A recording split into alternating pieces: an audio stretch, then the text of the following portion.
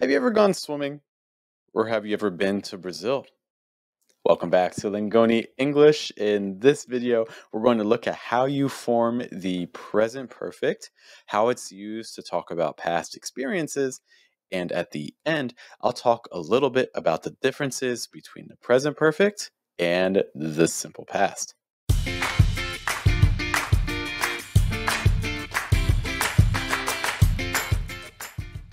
Before we start, it is important to note that the present perfect is one of the most commonly used tenses in English, so it's an important one to learn and practice using.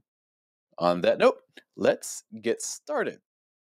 Let's first look at the meaning of a sentence in the present perfect, then we'll move on to talk about the structure. Have you ever gone swimming before? Have you ever gone swimming before? This just means, did you ever, even just one time in your life, go swimming? You could answer by saying, yes, of course I've gone swimming before. Or maybe you could say, no, I've never gone swimming before. I don't know how to swim. Now, let's look at the structure of the present perfect. To form the present perfect, you use the helping verb have or has plus the past participle. I have eaten peanut butter before. Have eaten. Remember, I, you, we, they use have, and she or he or it use has.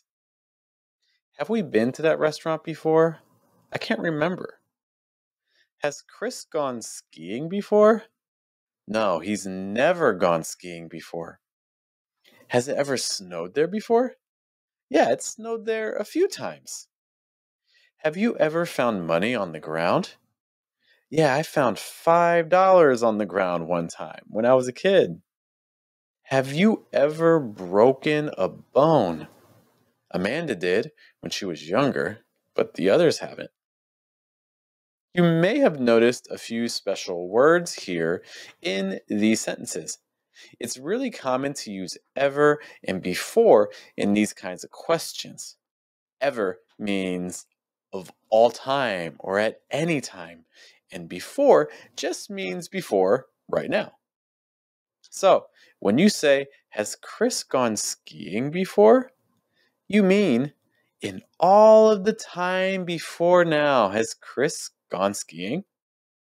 Note that ever and before are both optional. You can use one, you can use both, neither, but using at least one helps the listener understand more clearly what you're trying to ask.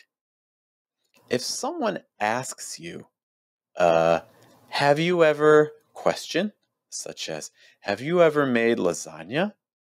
You can answer in the affirmative short form, yes, I have. In the negative short form, no, I haven't. In the affirmative long form, yes, I've made lasagna before. In the answer, you can't use the word ever. Ever is only for the questions. And in the negative long form, you can say two different ways. No, I've never made one before. Or, no, I haven't made one before. One is with never, and the other is with haven't.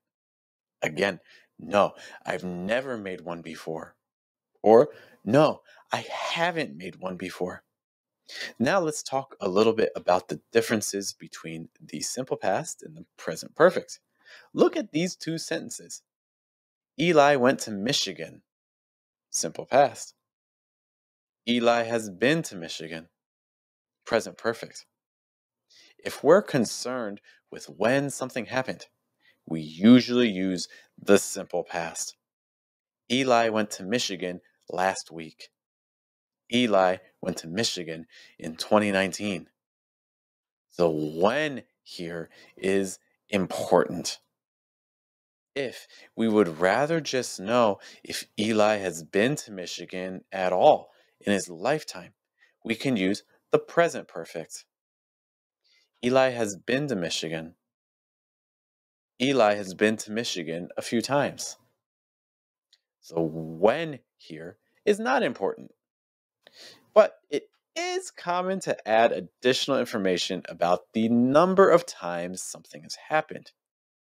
Eli has been to Michigan a few times. There are some other big differences between those two tenses, which I explained in this video here. What are some things you've done before?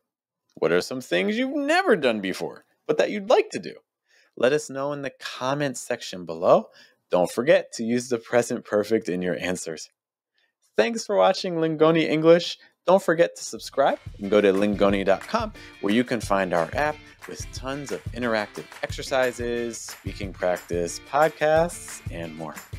Thanks for watching. See you there.